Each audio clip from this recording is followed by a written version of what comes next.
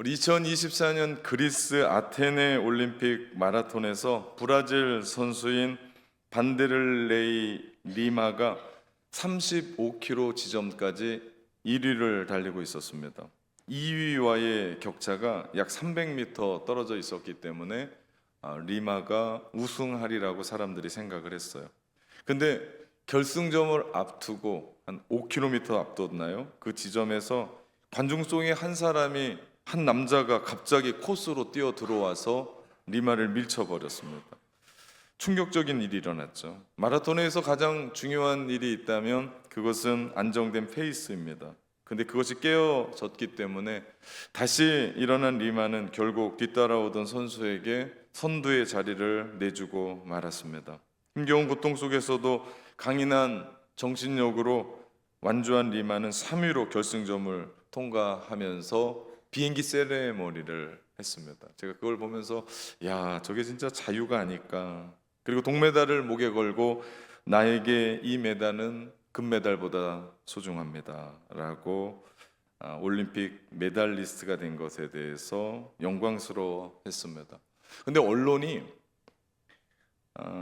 금메달을 눈앞에 놓친 리마에 대해서 비운의 마라토너 혹은 심지어는 저주받은 마라토너라고까지도 얘기를 했습니다. 한쪽에서는 진정한 올림픽의 챔피언 혹은 행복한 마라토너라고 칭송을 했습니다.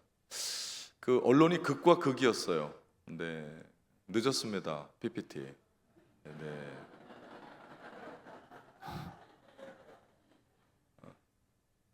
왜 그렇게 차이가 날까요? 왜 보는 부분이 다를까요? 이건 관점 때문에 그렇습니다. 우리 단어 중에 관점이라는 단어가 있어요. 관점은 사물이나 현상을 관찰할 때 어떤 측면에서 어떤 생각으로 마음으로 보느냐를 말합니다. 그래서 그 관점 때문에 생각이 다르고요. 그 관점 때문에 말하는 게 다르고요. 글이 다르고요. 심지어는 평가의 기준이 상이하게 갈립니다. 사람마다 다양한 관점을 가지고 있어요. 동일한 사건을 보면서도 누군가는 긍정적인 관점으로 혹은 누군가는 너무나 부정적인 관점으로 그것을 바라보고 해석하고 말까지 합니다. 우리 예수 믿는 사람들은요, 내 관점, 세상의 관점, 지금까지 살아왔었던 그 관점을 벗어나서 주님의 관점, 예수님의 관점으로 우리가 나의 삶과 나의 인생과 또 우리의 세상을 바라보고 말하고 평가해야 되는 줄 믿습니다. 이 사람이 그리스도인들이에요. 그래서 예수 믿었을 때와 믿지 않았을 때와의 다른 점이 한 가지 있다면 내가 믿음으로 예수님의 관점으로 바라봅니다. 이것이 중요합니다. 후에 브라질 마라토너 리마에게 IOC 국제올림픽위원회에서 올림픽 정신을 아주 잘 보여주는 사람에게 수여하는 영예의 메달 피에르드 쿠베르탱 메달을 수여합니다. 그리고 고국 브라질에서는 리마를 올림픽의 영웅으로 세우고 결국은 2016년 브라질 리우 올림픽 때 마지막 성화 점화자로 선정되어 사람들의 마음에 다시 한번 한계를 넘어선 올림픽 정신을 새겨주기도 했습니다. 누군가는 1등만 기억하거든요. 금메달만. 이기면 돼요. 승리하면 돼요. 그런데 또 올림픽 정신의 관점으로 보면 이게 승리죠. 이게 진정한 영예죠. 이렇게 관점이라는 것은 우리를 새롭게 그리고 다르게 바라보게 합니다. 오늘 본문의 말씀은 너무나 유명한 오병이어의 말씀이에요. 예수님의 이 오병이어의 기적의 사건은 사복음서 모두가 다 기록합니다.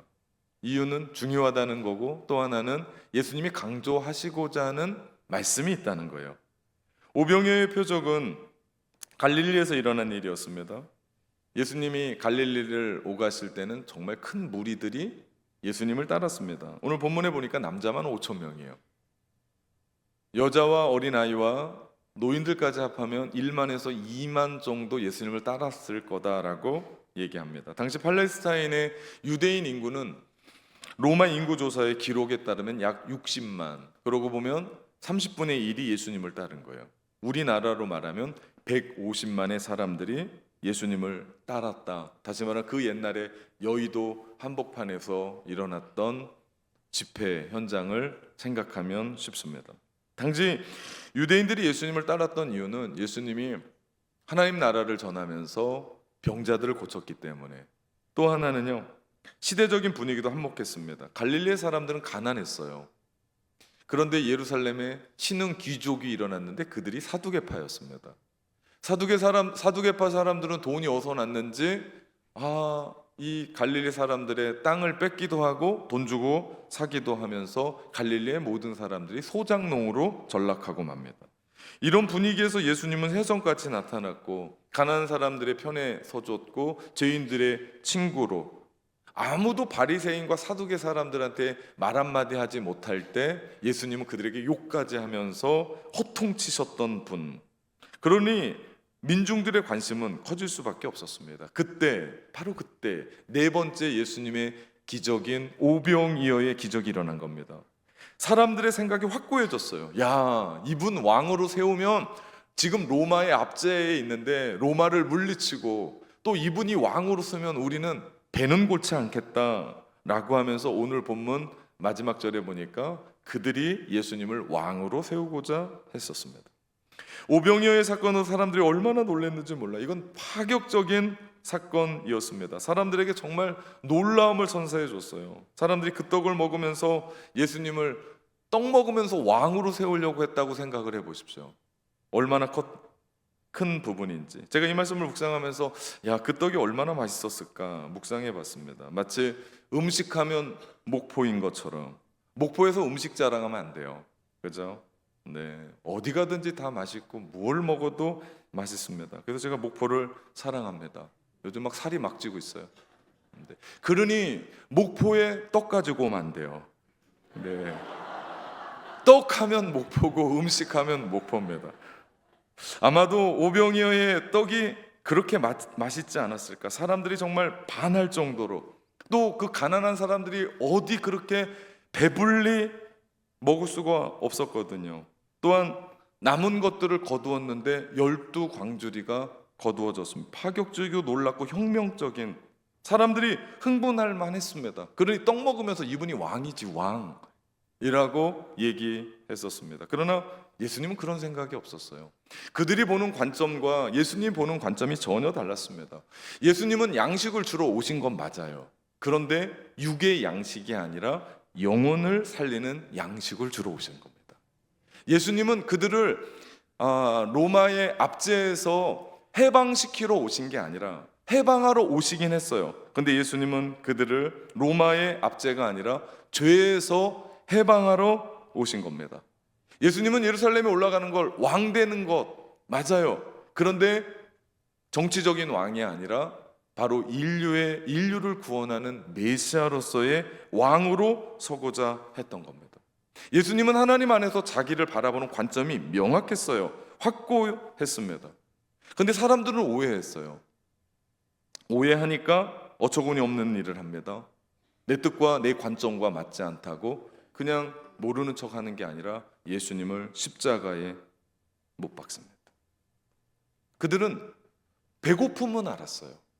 그런데 영혼의 배고픔은 몰랐습니다.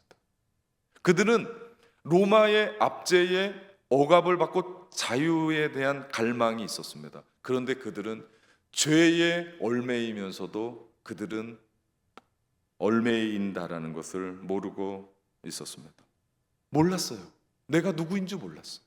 여러분, 내가 누구인 줄 모르면요, 그렇게 내 생각, 내 관점, 지금까지 생각했던 거기에 함몰돼서 나는 아무것도 보지 못하는 것을 봅니다. 오늘 본문에는요, 세 사람의 부류가 등장해요. 예수님 그리고 제자들의 대표라고 볼 수 있는 오병이어에서는 그 두 사람이 대표입니다. 빌립과 안드레. 이 세 사람이 등장하고 이 세 사람에게는 각자 가지고 있는 관점이 있었고 다 달랐습니다. 먼저는 예수님의 관점입니다. 이 오병이어의 기적의 시작은 예수님의 긍휼함으로 시작돼요. 우리가 그것을 더듬어 따라가야 됩니다. 그냥 한번 떡 만들어 보고 기적 만들어 봐서 배고픈 팔레스타인 사람들, 민중들에게 떡 나눠 주겠다라고 하는 예수님의 심상이 아니라 예수님이 말씀을 들으러 온 사람들, 하루 종일 아무것도 못 먹고 있는 그들을 보셨다. 다시 말하면 긍휼히 보셨다. 불쌍히 보셨다. 이 말씀이 사복음서엔 다 나온다고 말씀드렸습니다. 마가복음 6장에 보니까 큰 무리를 보시고 목자 없는 양같이 헤매고 방황하고 갈팡질팡하는 그들을 불쌍히 여기셔서 여러 가지로 가르치다 보니까 어떻게 됐어요? 날이 저물었어요. 그때 예수님이 빌립과 안드레에게 어떻게 하면 좋겠니? 라고 물으십니다. 물론 예수님은 그들에게 해결 방법을 만들어 내라고 한 게 아닙니다. 주님은 그들에게 말씀하신 이유는 그들의 관점을 보고 싶었던 거예요. 너희 어떻게 생각하냐? 오늘 이 예배를 드리고 있는 우리 낙원의 성도들에게 주님이 이 말씀을 던지시며 여러분에게 묻는 것이 너의 관점은 뭐냐라고 우리 가운데 물으시는 겁니다. 우리 낙원교회는 컴패션과 함께 오늘 북한 사역 주간을 보내고 있습니다. 52주 중에 한 번 우리가 북한을 생각하고 북한의 어린이들의 실상을 놓고 기도하고, 우리 지금 11시에 다음 세대 목장 아이들은 모두가 다 영상을 보고 그림을 보고 그리고 동일한 오병이어의 말씀을 가지고 온 교회가 함께 나눕니다. 그러지 않아도 우리 교회는 매월 한 번씩 주빌리 기도회, 통일 구국 기도회를 통해서 북한에서 사역하는 분들, 북한을 위해 일하는 분들이 강사로서 설교를 듣고 강연을 듣고, 그리고 우리는 뜨겁게 기도하기 때문에 북한에 대한 이 사역이 낯설지 않습니다. 왜 우리가 이렇게까지 합니까? 왜 매월 한 번씩? 만만치 않거든요. 한 번이어도. 둘째 주 화요일에 주빌리 구국기도회, 통일 구국기도회 우리가 한 번 합니다. 52주 중에 한 번, 특별히 6월 나라를 생각하고 사랑하는 달 맞이해서 마지막 제주 우리는 처음 또 북한 사역 주간으로 우리가 이렇게 합니다. 왜 그렇습니까? 관점 때문입니다. 무엇을 보고 무엇을 말하고 무슨 생각을 가지고 어떤 의견이 있느냐. 우리 낙원교회가 복음적 평화 통일을 위해서 함께 기도하며 이 북한 사역에 동참합니다. 어찌 보면 오병이어의 표적은 학교 다니는 아이들의 시험과도 같은 거였어요. 오늘 말씀에 보니까 예수님의 테스트였다고 얘기합니다.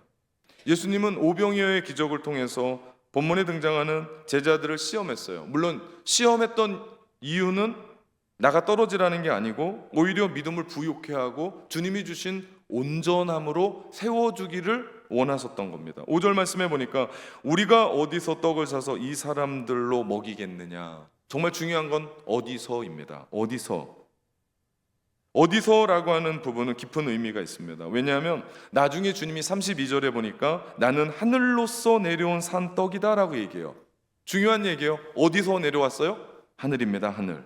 떡의 근원에 대한 부분을 주님은 시험하고 계신 거예요. 그때 빌립은 주님께 떡을 구했어야 맞습니다. 왜냐? 그 떡은 어디서 왔어요? 하늘에서 왔고 그 떡의 주인공이 주님이신데 주님께 있습니다라고 얘기를 하지 못하고 빌립은 어디서라고 하는 온전한 질문에 대한 온전한 대답을 하지 못하고 7절에 이런 대답을 합니다. 각 사람으로 조금씩 받게 할지라도 200데나리온의 떡이 부족합니다. 빌립의 대답은 틀리지 않았어요. 합리적이었어요. 현실적이었어요. 이성적이었어요. 그런데 주님의 말씀하셨던 어디서라고 하는 부분이 없어요. 어디서? 빌립은 200데나리온이라는 돈이 필요합니다. 아주 계산이 빨랐습니다. 오늘날로 말하면 약 1,000만 원의 돈이 필요합니다. 빌립은 머리가 좋았습니다. 그리고 계산이 아주 빨랐습니다. 그런데 그 좋은 머리 계산으로는 세상적으로 보면 100점. 그런데 예수님으로 볼 때는 시험에서는 빵점이었습니다. 시험에 통과하지 못했어요. 빌립의 관점은 자신의 이성과 자신의 경험이라고 하는 그 관점을 뛰어넘지 못했습니다. 이것이 빌립의 관점이었어요. 여러분의 하나님의 나라는요, 계산기 두드리고 머리 쓰고 잔머리 쓰고 할 수 있는 나라가 아닙니다. 하나님의 나라는요, 오직 믿음으로 사는 나라인 줄 믿습니다. 그래서 빌립이 실패한 거예요. 여러분, 신앙생활하면서 내가 예수 믿기 전에는 세상적인 방법으로 계산하고 머리 쓰고 잔머리 굴리고 주판 튕기고, 맞아요 그게. 그런데 우리가 하나님 나라 안에 들어와서 믿음으로 시작해서 예수 그리스도 바라본다면 우리의 시선은 하늘입니다. 왜? 그 떡은 하늘로부터 내려오기 때문에. 우리의 모든 관심은 주님이십니다. 우리의 모든 관점은 믿음입니다. 하나님입니다. 그분이 우리의 삶을 이끌어 가십니다.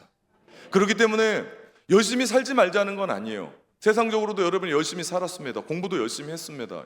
열심히 노력했습니다. 그거 하십시오. 하지 말라는 게 아닙니다. 그런데 우리가 열심히 하고 세상적으로 정말 최선을 다하고 노력을 해서 그것으로 우리 가운데 주시는 것이 아니라 하나님이 공급해 주셔야 돼요. 하나님이 일해 주셔야 돼요. 하나님이 그것을 뚫어내셔야 돼요. 이것이 믿음의 사람들이 가지고 있는 안목입니다. 이것이 믿음의 사람들이 가지고 있는 관점입니다. 그러지 않으면 우리는 교회를 다녀도 세상에 같이 세상 사람들밖에 될 수 없는 겁니다. 그러면 우리는요, 우리의 삶엔 기적이 없습니다. 그러면 우리의 삶에는 성령이 일하심이 우리 가운데 없습니다. 주님께 맡기십시오. 하나님 나라 현장에 들어와 사는 여러분, 주님을 나의 구주로 믿고 살아간다면 열심히 하십시오. 최선을 다하십시오. 공부도 열심히 하십시오. 그런데 우리가 달라져야 됩니다. 주님을 바라보십시오. 여러분의 공급처는 어디입니까? 여러분의 힘의 근원은 어디입니까? 여러분과 함께 하시는 분은 어디에 계십니까? 여러분, 어디서? 이 부분이 확실해야 돼요.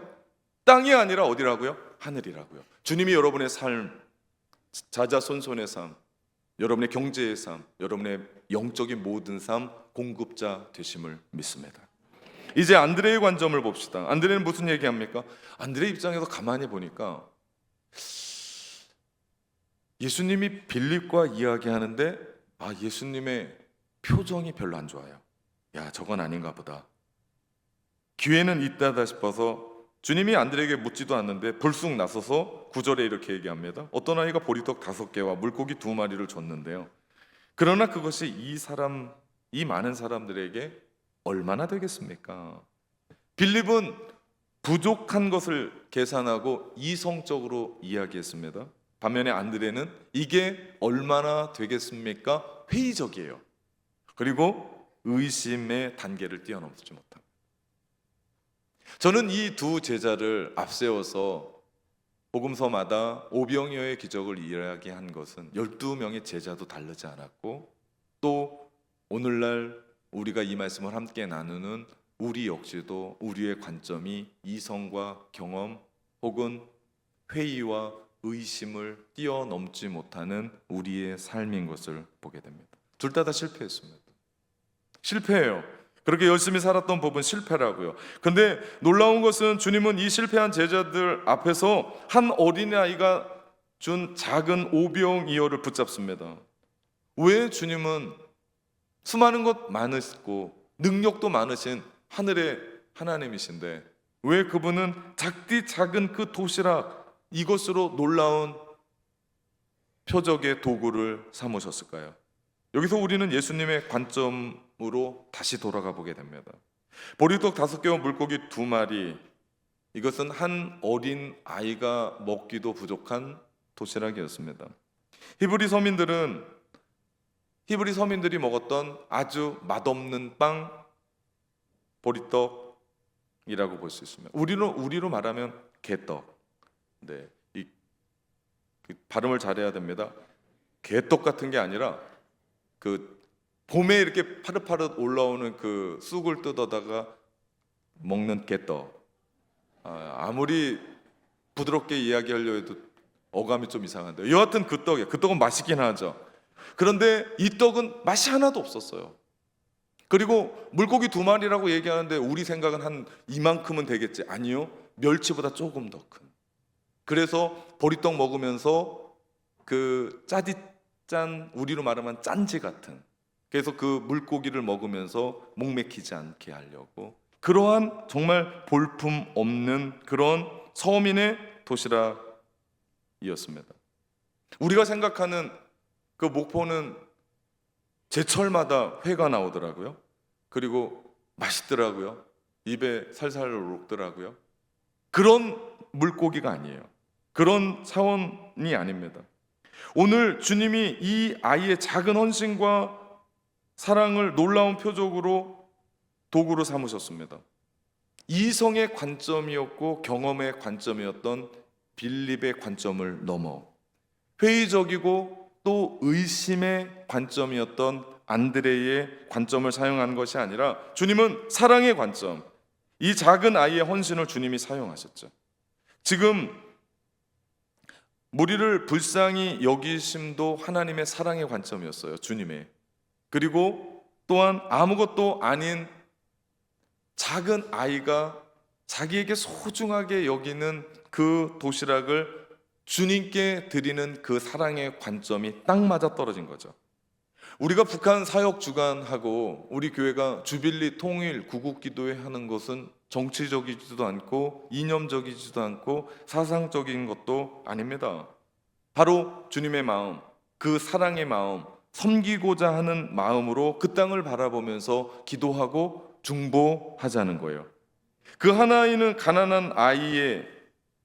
가난한 집 아이가 틀림이 없습니다. 왜냐하면 그 아이는 지금 그 자리에 있으면 안 돼요. 어디에 있어야죠? 학교 갈 시간이에요. 근데 학교 땡땡이 친 게 아니고 너무 가난하다 보니까 학교에 갈 수가 없는 거예요. 그러니까 엄마가 찬장에 있는 거 털털 떨어서 그 아이에게 보리떡 5개와 정말 아무것도 아닌 물고기 2마리 집어넣어서 멸치보다 조금 더 큰 거 집어넣어주고 너 예수님 따라가서 좋은 말씀 들어라 하고 거기에 온 거예요. 들판에서 어른들 틈 사이에 예수님의 말씀을 듣다 보니까 마음이 열린 것 같아요. 그래서 자기의 가장 소중한 것. 왜 그래요? 어른들도 다 굶고 있지만 말씀하시는 예수님도 뭐 하나 드시지 않고 저기에서 계속 불쌍히 여겨서 말씀을 전하는 그 예수님이 눈에 들어왔고 자기가 먹기에도 부족하고 너무나 소중한, 왜? 자기 집안에 찬창 떨어서 가져왔던 다예요. 다 모든 거예요. 그거를 예수님 앞에 드렸습니다. 이 한 아이의 관점, 예수님을 향한 사랑의 마음으로 드린 표시였죠. 예수님의 그 큰 무리를 긍휼히 여기시는 그 사랑과 예수님을 너무나 사랑해서 예수님께 드렸던 그 사랑이 함께 맞아떨어진 거죠. 주님은 그래서 그 도시락을 통해 오병이어의 기적 표적을 이루셨던 거죠. 그리고 그 아무것도 아닌 것으로, 작디 작은 그것으로 모든 백성들, 모든 그 자리에 모였던 사람들을 행복하게 하고 배부르게 하고 웃게 하셨다는, 이것이 주님의 마음입니다. 오늘 우리가 함께하는 북한 사역 주간으로 드리는데 이 예배 크지 않을 수 있어요. 우리가 이렇게 예배 드린들 갑자기 북한 정권이 무너지고 갑자기 뭐 되고 그러지 않을 수도 있어요. 아닐 겁니다. 작디 작은 물고기 2마리, 보리떡 5개 같은 그런 수준의 우리의 것일지 모릅니다. 그러나 주님은 이것으로 하나님의 위대한 일들을 이루시더라. 우리 낙원교회가 주빌리 구국기도에 함께하고, 그리고 오늘 나라를 생각하며 특별히 북한 생각하고 기도하고 북한의 어린이들을 위하여 중보하는 그 작은 헌신을 통해, 작은 이 예배를 통해 하나님은 오병이어의 기적을 이루어 가실 줄 믿습니다. 문제는 그 어린 아이가 가지고 있었던 그 작은 도시락이 주님 손에 있을 때, 내 손에 있으면 안 돼요. 우리 마음은 다 있어요. 마음 없는 사람이 어디 있습니까? 언젠간 드려야지. 근데 그 언젠가의 날이 와요? 안 옵니다. 내가 마음 열리고 은혜 받을 때, 내가 주님을 위해서 이것이 주님의 손에 위탁되어 있을 때, 주님의 손에 있을 때, 주님은 이것으로 오병의 기적이 이루어질 수 있도록 도구로 만들어 가시더라. 중요한 건 드림이에요. 크고 작냐는 문제되지 않아요. 온 우주를 만드신 하나님에게 있어서 크고 작음, 그건 우리 기준이죠. 그건 우리 관점이죠. 정말 중요한 건 우리의 소중한 것을 주님께 맡길 때 주님은 그것으로 오병이어의 기적을 이루어 가실 줄 믿습니다. 오병이어의 기적은 여기서 끝나지 않아요. 오늘 말씀을 가만히 보면 다 먹고도 12절에 보니까 남은 조각을 거두어 버림이 없게 하라고 말씀하시며 거둔 것이 13절 보니까 12바구니에 차는 기적이 일어납니다. 그리고 이것을 사복음서는 특별히 요한복음은 강조합니다. 이것은 유대인의 식사 풍습을 이해해야만 해석할 수 있는 부분이에요. 남는 음식을 담는 것, 이것은 음식물 절약해라, 음식물 찌꺼기를 담으라, 이런 얘기가 아니에요. 유대인의 식탁 풍습에 따르면 식탁에서 먹고 남는 것은 언제나 시중 드는 사람들의 것이었습니다. 우리처럼 젓가락 대고 수저 집어넣어서 먹는 게 아니라 떼먹는 거잖아요. 그러니까 남는 음식이라고 해서 음식 찌꺼기가 아니고 음식이었다고요. 그리고 그 음식을 나르고 시중 드는 사람들이 그 음식의 것을 갖게 됐다고요. 그래서 이 본문의 메시지가 바로 이 12제자가 주님의 떡을 나누는 일에 시중 들었기 때문에 남았던 그 광주리, 몇 광주리였어요? 12광주리. 예수님의 제자가 몇 명이었어요? 12명이었어요. 그 축복을 누리게 됩니다. 이것은 주님의 말씀에 사역한 헌신한 사람들에게 주시는 영적인 양식이 풍부하다는 것을 얘기해요. 왜냐하면 이 남은 이 12광주리는요, 영원하고 풍성함을 의미하는 예수 그리스도입니다. 우리가 북한을 위해 헌신하고, 꼭 북한까지 안 가도요, 오늘은 북한 사역 주간이니까 북한을 위해 기도하고, 우리 교회가 어려운 사람들, 이웃들을 위해서 함께 기도할 때 그 모든 것들 누가 기억하시더라? 주님이 기억하시고 주님이 영원하시고 풍성한 것들로 우리 가운데 채워주십니다. 이것이 섬김의 축복이에요. 우리 비전센터 세워가면서 우리 다음 세대, 특별히 용당동에 있는 많은 사람들 전도하기 위해서 우리 귀한 프로젝트 세우고 또 2년여 함께 달려오면서 마무리하고 비전센터 1기 사역을 달려갑니다. 헌신한 분들이 얼마나 많은지 몰라요.